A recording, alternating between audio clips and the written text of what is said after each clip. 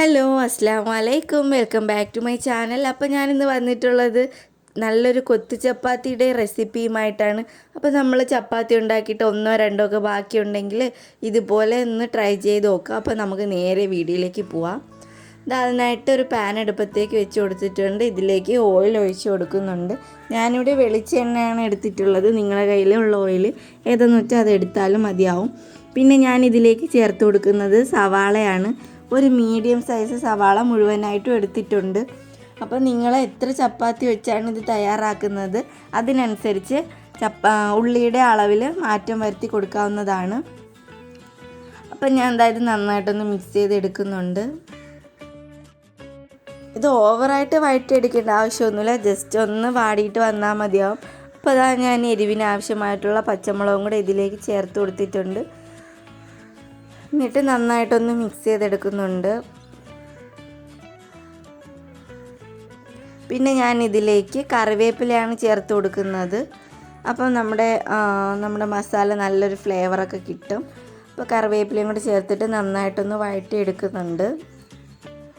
അപ്പോൾ അതാ ഇതുപോലെ ഈ ഒരു പരുവത്തിലാണ് ഞാൻ ആക്കിയെടുത്തിട്ടുള്ളത്. ഇത്രയും മതിയാവും. ഈ സമയത്ത് നിങ്ങളുടെ കയ്യിൽ വെജിറ്റബിൾസൊക്കെ ഉണ്ടെങ്കിൽ അതൊക്കെ ഒന്ന് ആഡ് ചെയ്ത് കൊടുക്കാം. പിന്നെ ഞാൻ ഇതിലേക്ക് ഇഞ്ചി വെളുത്തുള്ളി ചതച്ചതും കൂടെ ചേർത്ത് കൊടുക്കുന്നുണ്ട്. അതും കൂടെ ചേർത്ത് നന്നായിട്ടൊന്ന് വഴറ്റിയെടുക്കുക. നിങ്ങൾക്ക് ഇതിലേക്ക് ക്യാരറ്റ്, ക്യാബേജ്, പിന്നെ തക്കാളി, നിങ്ങൾക്ക് ഇഷ്ടമുള്ള വെജിറ്റബിൾസൊക്കെ ഇതിൽ ആഡ് ചെയ്ത് കൊടുക്കാവുന്നതാണ്. ഞാനിപ്പം ഒന്നും ആഡ് ചെയ്ത് കൊടുക്കുന്നില്ല. അപ്പോൾ മക്കൾക്ക് ടിഫിൻ ബോക്സിലൊക്കെ കൊടുത്തിടുമ്പോഴത്തേക്കും വെജിറ്റബിൾസൊക്കെ ആഡ് ചെയ്ത് കൊടുത്താൽ അവർ നന്നായിട്ട് കഴിക്കും. അപ്പോൾ ഇതാ മിക്സ് ചെയ്ത് എടുത്തിട്ടുണ്ട്. ഇനി നമുക്കിതിലേക്ക് പൊടികളൊക്കെ ആഡ് ചെയ്ത് കൊടുക്കണം. മസാലയൊക്കെ ചേർത്ത് കൊടുക്കുമ്പോൾ എല്ലാം കുറച്ച് കുറച്ച് ചേർത്ത് കൊടുക്കുക. മസാലയുടെ കുത്ത് ഇങ്ങനെ മുമ്പോട്ട് നിൽക്കാൻ പാടില്ല.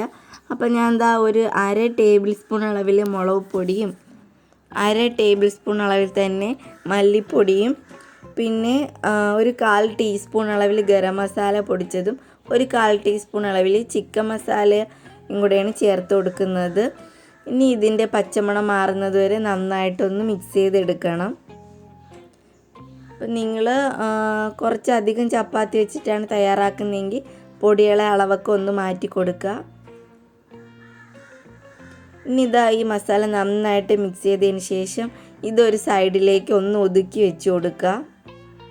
അതിനുശേഷം നമ്മൾ മുട്ട ഇതിലേക്ക് പൊട്ടിച്ചൊഴിച്ച് കൊടുക്കണം.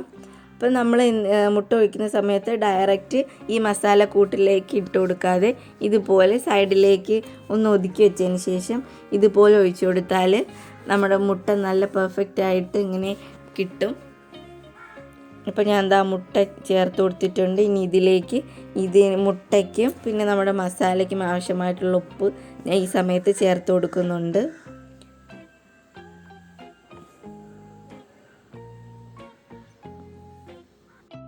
ഉപ്പിടുന്ന സമയത്ത് വളരെ കുറച്ച് മാത്രം ആദ്യം ചേർത്ത് കൊടുക്കുക. എന്നിട്ട് ഇതെല്ലാം നന്നായിട്ട് മിക്സ് ആയതിന് ശേഷം ഒന്നും കൂടെ ഒന്ന് ടേസ്റ്റ് ചെയ്ത് നോക്കുക. പിന്നെ ആവശ്യമുണ്ടെങ്കിൽ മാത്രം പിന്നെ ഉപ്പ് ചേർത്ത് കൊടുത്താൽ മതിയാവും. പിന്നെ ഞാൻ മുട്ടയുടെ മുകളിലേക്ക് കുറച്ച് മഞ്ഞൾപ്പൊടിയും കൂടി ഇട്ട് കൊടുത്തിട്ടുണ്ട്.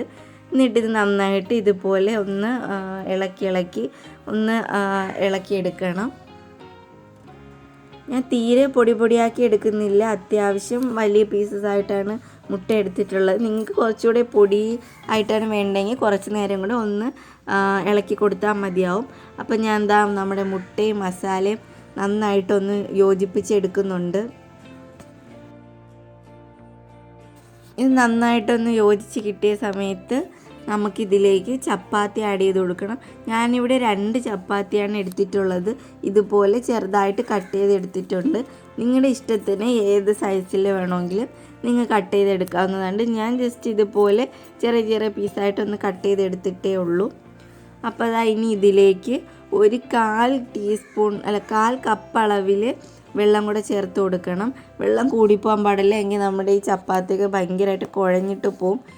ഇതുപോലെ ഒരു 1/4 കപ്പ് അളവിൽ മാത്രം വെള്ളം ചേർത്ത് കൊടുത്തിട്ട് ഇത് നന്നായിട്ടൊന്ന് മിക്സ് ചെയ്തെടുക്കാം. അപ്പോൾ കണ്ടില്ലേ എത്ര ടേസ്റ്റി ആയിട്ടാണ് നമ്മുടെ കൊത്തു ചപ്പാത്തി കിട്ടിയിട്ടുള്ളതെന്ന്.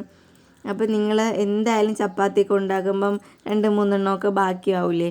അപ്പോൾ എന്തായാലും ഇതുപോലെ ഒന്ന് ട്രൈ ചെയ്ത് നോക്കണം.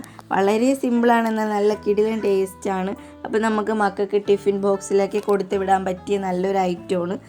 ലാസ്റ്റായിട്ട് ഞാൻ ഇതിലേക്ക് ഒരു അരമുറി നാരങ്ങ പിഴിഞ്ഞൊഴിക്കുന്നുണ്ട്. കുരുവൊന്നും വീഴാതെ ഒഴിച്ചു കൊടുക്കുക. പിന്നെ കുറച്ച് മല്ലിയിലയും കൂടെ ഇട്ട് കൊടുക്കുക. അപ്പോൾ അതാ നമ്മുടെ കൊത്തു ചപ്പാത്തി ഇവിടെ റെഡി ആയിട്ടുണ്ട്. അപ്പോൾ നിങ്ങൾക്ക് എൻ്റെ വീഡിയോ ഇഷ്ടപ്പെട്ടെങ്കിൽ പ്ലീസ് ഒന്ന് ലൈക്ക് ചെയ്തേക്കുക. അപ്പോൾ ചാനൽ സബ്സ്ക്രൈബ് ചെയ്യാതെ കാണുന്നവരാണെങ്കിൽ പ്ലീസ് ഒന്ന് സബ്സ്ക്രൈബ് ചെയ്ത് സപ്പോർട്ട് ചെയ്യുക. Thank you for watching.